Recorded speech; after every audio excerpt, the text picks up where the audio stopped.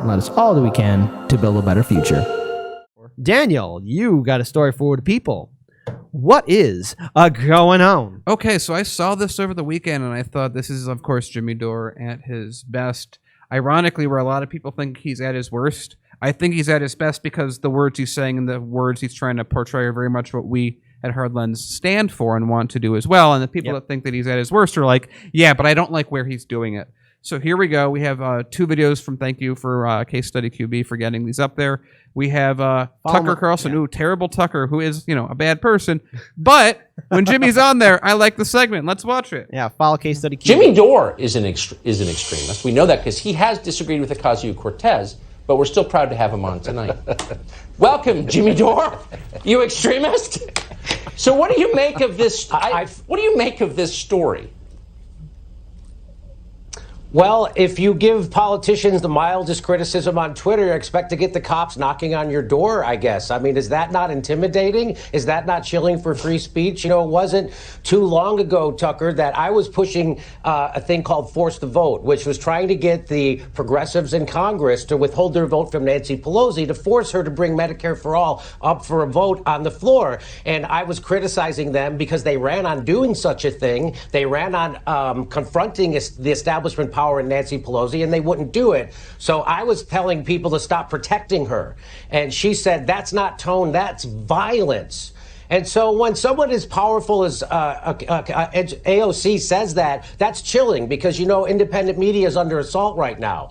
And YouTube is using algorithms to throttle us and stifle us. And they're taking people's videos down while mainstream news is allowed to show those same videos. And we're not allowed to talk about certain topics. So when she did that, it sent a chilling effect. She's telling everybody, including Jack at Twitter, that Jimmy Dore is somehow committing violence against her. And she's somehow a victim. She won't mobilize. She has over 11 million Twitter followers, and she won't mobilize her followers to get health care or get a $15 minimum wage or get student debt relief, but she will mobilize her followers, her 11 million followers, which is a lot of people, to be snitches, to go and be a snitch on social media. That's her big activism campaign. We're entering a very dangerous era of censorship, Tucker, where the interests of Silicon Valley and the Democratic Party have merged with the Biden-Harris administration, and the establishment wants to stifle discontent by stifling speech. Right now, YouTube, which is Silicon Valley, which is in bed with the Biden administration, wants to get rid of dislikes. Why? They want to get rid of dislikes. So that's the first. I mean, it does seem almost unbelievable that someone who runs against the establishment, as she did, she beat a longtime machine Democrat. So really quick before we jump to that next video, I just want to make this point that it's such a crazy rules for rulers connection of why this segment even exists and why Jimmy even goes on Tucker. I want to say it because there are a lot of people that don't watch our show that don't understand why this is happening, have these nefarious paranoid delusions of why Jimmy's on there. It's very simple. Jimmy Dore has a message. Again, we have very similar messages on how things should be done. We both fought for the vote and everything of that nature. We both talk openly about the YouTube and how the algorithm works and how we can't say stuff based on certain things. That aside, Jimmy's on there because the same reason he has his own show, the same reason we have a show, to call out BS and to promote progressive policies. Now, the great irony is that's something that Fox News does not want to promote at all because they're Fox News. But why is Tucker actively having Jimmy on? Because owning the libs and owning the Democrats is such a strong feeling that it eclipses the fact that Jimmy Dore's message is a pure progressive message that a lot of the base of the audience of Fox News actually agrees with. Mm-hmm. But Jimmy's not a power broker.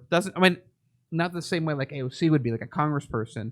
So they're not that worried because there really isn't a strong base of progressivism right now. And let me tell you, if the situation was turned around and the squad was acting in a very progressive way, Bernie was actually acting in a very progressive way, Jimmy wouldn't be on the show because the balance would be different. Mm-hmm. That's why Jimmy gets on there. They both get something out of it, and we have another part to play. Well, yeah, can I just give just a quick commentary as well?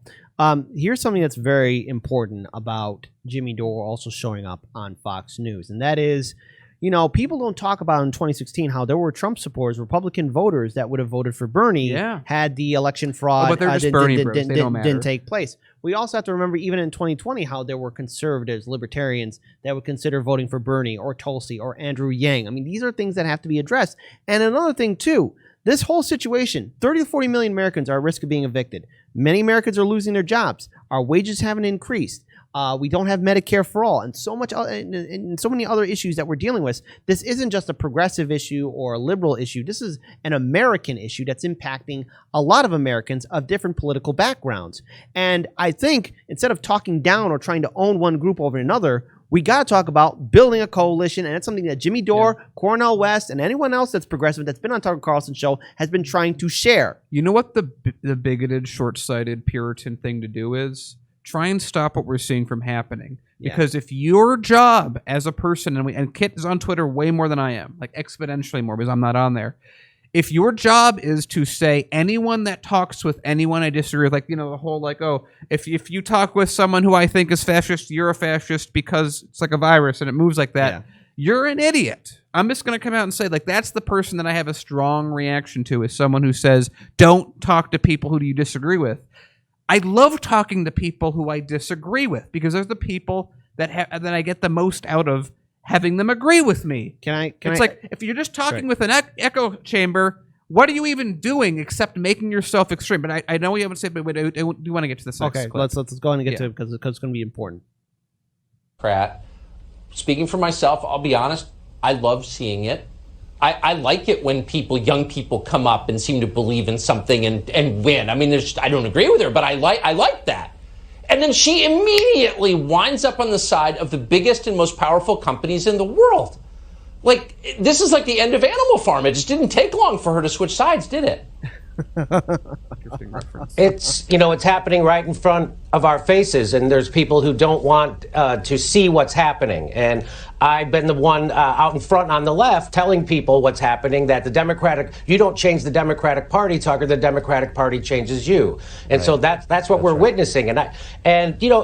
So for her to say that I was committing violence by using words to criticize her, I don't know if you've ever been hit with an adjective, but I'll take that over a bat or something. But, I don't know if I got hit in the head with a noun the other day. I had to go through the concussion protocol. I'd rather be hit with words than actual violence. Okay, because you know what's going on is that the working people in this country are on a ledge right now, and the establishment doesn't care if they fall over. And so they're using crude forms of censorship. We've seen it. We see what they wouldn't allow the Hunter Biden story to get out. And so there's way worse things are happening. So this is a chilling time right now for people like me. It's chilling when the powerful want to insulate themselves from criticism. AOC said that if you criticize Joe Biden and his administration, what message does that send to black and brown people? Well, the message I think that sends is that we're willing to stand up for black and brown people, even during a Democratic administration that is letting them down, gaslighting them, and not giving them COVID relief. That's what that means. She thinks what she's doing is using identity politics to shield them from real criticism. Yeah. That's exactly right. And I should point out to our viewers who may not understand this, that you make your living on these big platforms, on YouTube, for example. And for you to come out and say what you've said about them takes a lot of courage, I think. And I'm impressed that you're willing to do that. Too few are. Jimmy Dore, thank you. My pleasure. So yeah, this is exactly. There's nothing I feel like I have to keep saying this so you guys can also say the same thing to other people that don't understand how simple this is. This is an easy transaction for both sides. Jimmy gets his message out. Tucker gets to own the Dems with someone that's to the left. That's Fox News' entire thing is we want to talk bad things about a minority group. Get someone of that group to say it. We don't have to. That's their entire thing. So let's move aside and just talk about the argument that they're making. And I think the YouTube thing is a very fair one. If you've never heard of this site, there's a site called Social Blade. After the show, go check it out. Go look up just about every left-leaning show that's under 1 million subscribers and over, but under at the same time, and look at how YouTube has acted at the second that the Joe Biden administration came into power. All of a sudden, we were growing pretty reasonably, and then all of a sudden, Biden's in.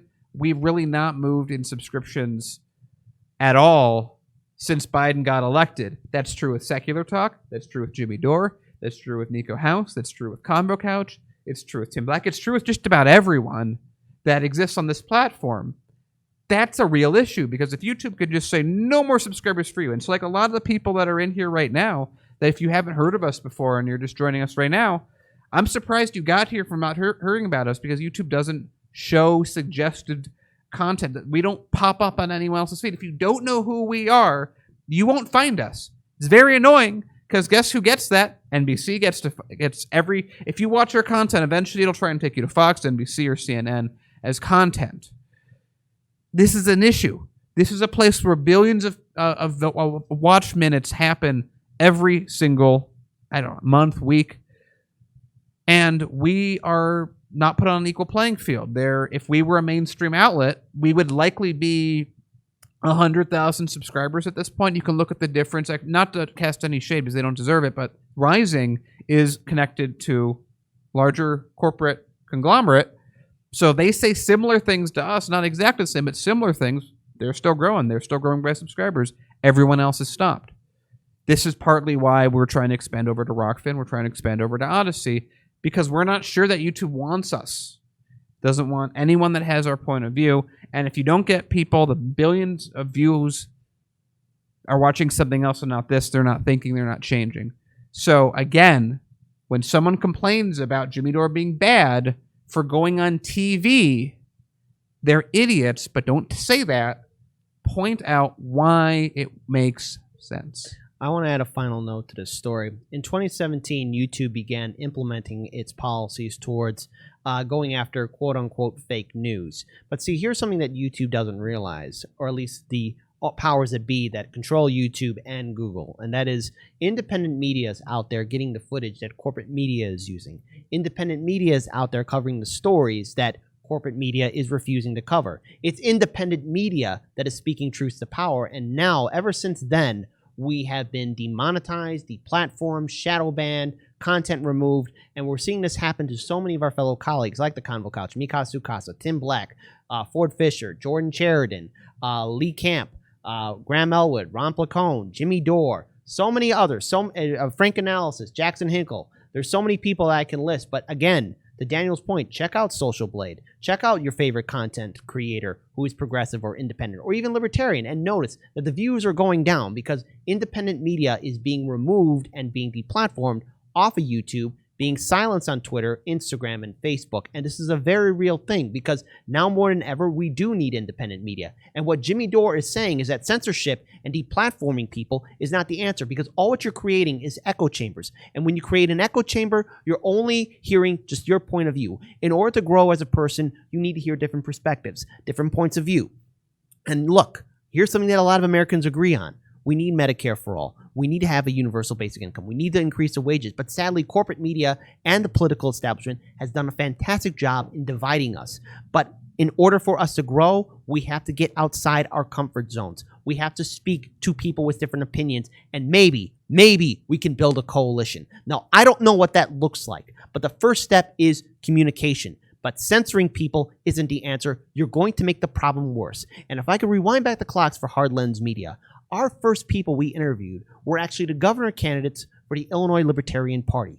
And then we interviewed the Greens. But then when we were starting off, people were telling me and Daniel, you shouldn't interview libertarians. You shouldn't interview Greens. And then we had people saying you shouldn't interview these activists or these community organizers. You shouldn't interview socialists. You should only interview the people I agree with. You shouldn't interview Justice Democrats, because we did interview Justice Democrats. You shouldn't interview people from Brand New Congress or Our Revolution. You shouldn't cover this event. And the thing is, how dare you tell me or dictate what you want?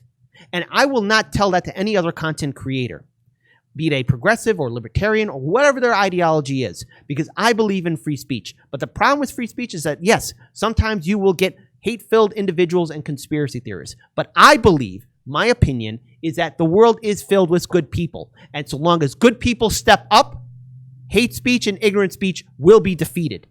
But censorship is not the answer, and that's what Jimmy Dore is saying. And look who else has been on Fox News, on Tucker Carlson's show. You had Bernie Sanders, Tulsi Gabbard, Cornel West, Jimmy Dore. I'm going to say Jimmy Dore's name again one more time. my Jimmy God. Dore was on there. Oh my God, is that violence? But the thing is, there's a whole list of other people out there. And maybe some of Tucker Carlson's audience is like, I agree with these points of view. Case in point, let's also look at Joe Rogan's interview with Bernie Sanders, where you had people typing in the comment section below saying, wow, the way corporate media described Bernie Sanders, I never knew this, and I agree with him. So the thing is, you're gonna have to get out of your comfort space. Now, the thing is, will there be people who say, hey, screw you, buddy? Yeah, you'll run into that. But the first step is to communicate. Censorship, demonetization, deplatforming is never the answer. So shout out to Jimmy Dore for having the courage to go on Tucker Carlson's show, because I think it's long overdue that we break down these barriers. Censorship is never the answer. Yeah. And that's my short rant. Yeah. That's my TED Talk. There you go. And yeah, just so it's a difficult time that we live in, but it's always been a difficult time to be a progressive. It's always hard to push forward. It's always hard to get people who want to do what they've always done to do something different. So it's a hard job to do. So, you know, when there are other channels, like we're talking about other channels a little bit at this point, when there are other channels that do things that we don't agree with, since I saw someone mention like Jordan Sheridan calling for censorship when it favored him. I don't agree with that. I'm still going to defend him if it happens to him, because I'm at least going to be consistent with my views, and I'm not going to pick and choose my ideology based on who I like. I'm going to pick and choose my ideology based on my ideology. Yeah, and that's the thing. You got to be consistent, and I believe in free speech. And look, the danger is real of us being Thanos out of existence on YouTube. That's why we're on Odyssey. All of our older content when we started on YouTube is on Odyssey too. It was click, copy, and paste. But that's also why we have Rockfin as well. It's very frightening to be in independent media right now, because the future is looking uncertain. I don't want to paint a rosy picture, but we are still here. And the only reason why we are here is because of all of you, our viewers and subscribers. We would not exist were it not for all of you. And like even now, we're trying to expand. Like you were just at an event. I was at two events this weekend because we're trying to spin up Chicago Corner. And even though things are tough, even though YouTube has been cutting our pay, cutting our views, cutting our subs, we're still here to do the thing that we were always here to do.